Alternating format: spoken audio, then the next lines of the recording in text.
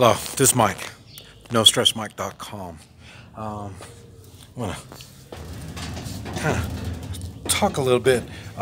This is New Year's Day, and I'm here in Mexico, and they don't understand here. They were asking me why I've been getting so much pesos, and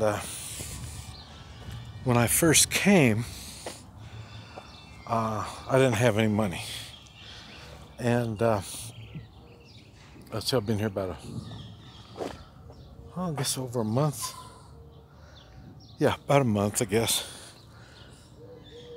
And oh, here, I don't know if you can see it. The volcano. It looked like it erupted again. See the smoke coming up. But and that's another volcano. Both of them are active. But anyway, they were wondering because I work as I travel. I'm not a tourist. I've got responsibilities. And I've been using my ATM card, getting some cash out also. And they were wondering why now I have some money now. So, but I say for this month I haven't had any money, just the money I could make. And they couldn't understand why I'm doing it like that. So I had to explain to them, and it's hard. Where I'm staying, they don't speak English, so it's a little bit difficult. Let's see. New Year's Day,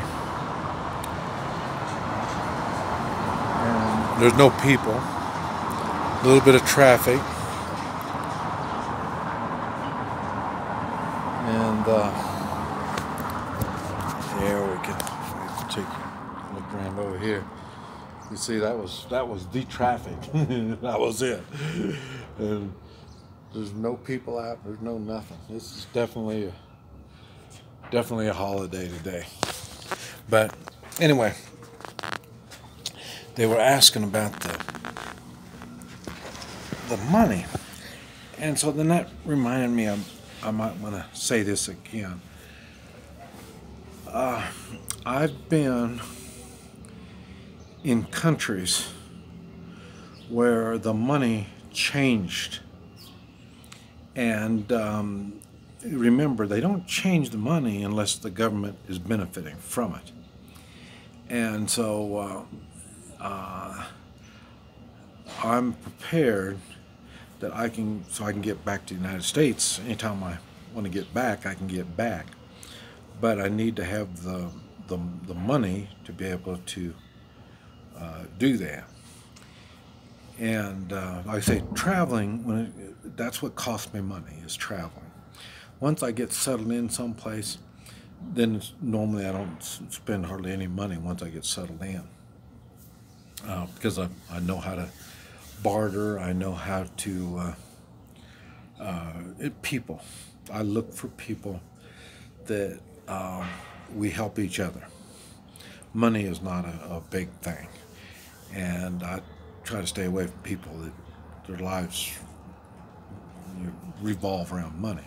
But anyway, the first time I was in a country where the money changed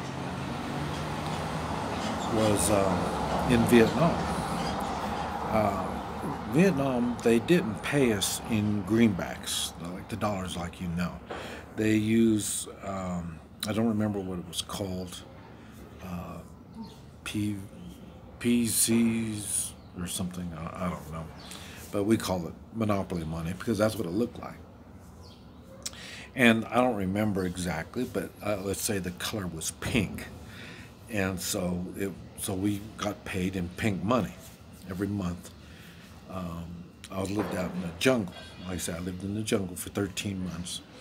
and every once a month we got paid, and a helicopter would come out, and the guy would come, and you give him your service number, and then they'd give you your $92 is what we were paid a month. And he would pay us in this pink money. And one time he came out, and no, it wasn't even a payday. It wasn't even a payday. He came not a payday.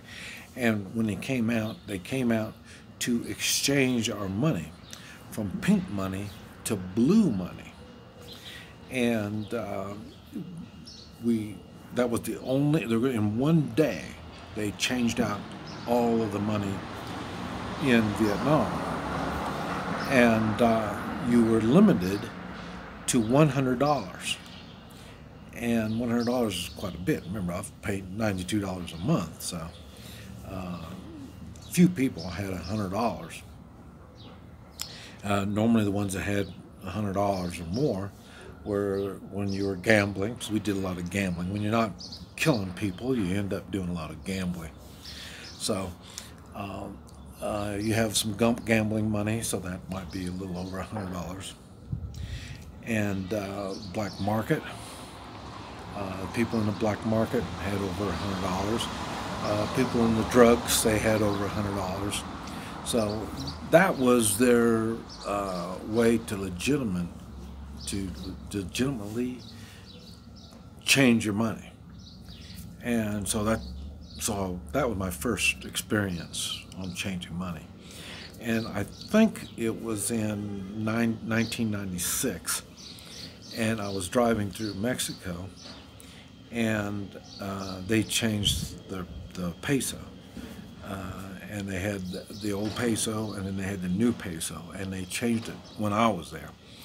Now, I don't think for sure, I don't think they did it in 24 hours like they did in Vietnam. I think they did it in a month. They might have did it in a year. I don't remember exactly. Matter of fact, I didn't even know what was going on. It was kind of shocking to me, because I had the old pesos and I had the new pesos, and the old pesos weren't any good. And I didn't know why. Don't forget, I don't speak the language.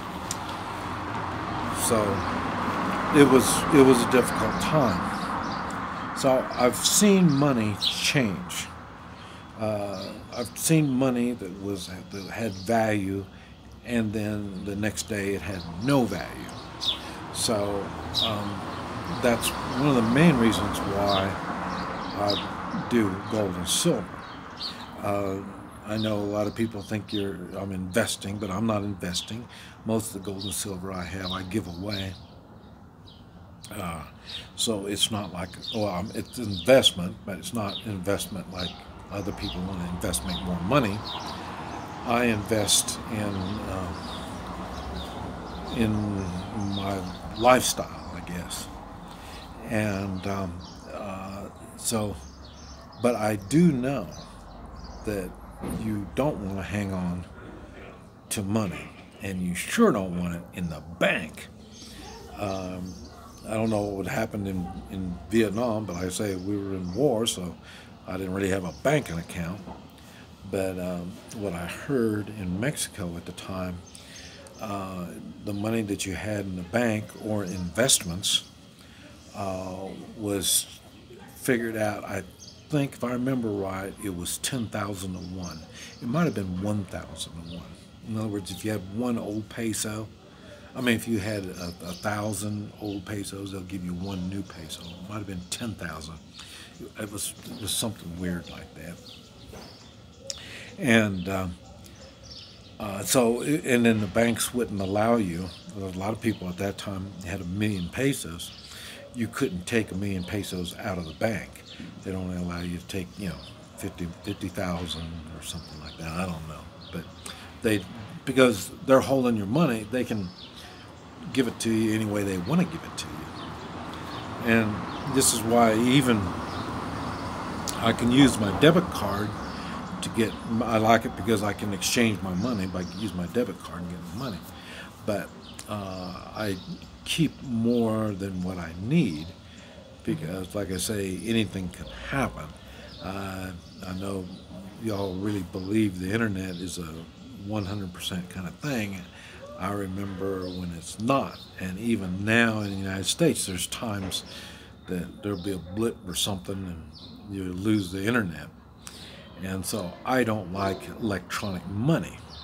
So like I say, I do it now because that's the way to do it, but I can convert my electronic money into real money, pesos, and dollars and stuff like that. So it's, and I'm mentioning this because I don't know if you all realize that your investments, your digits are easier to lose than the U.S. dollar. Everybody's worrying about whether the U.S. dollar, well, the U.S. dollar's worthless anyway, but digits are even worse than the U.S. dollar. So it's just something you may want to think about, and it's something that they don't and I had to explain to them. So I thought, well, maybe I better bring it back up and let y'all think about it. This is Mike, NoStressMike.com.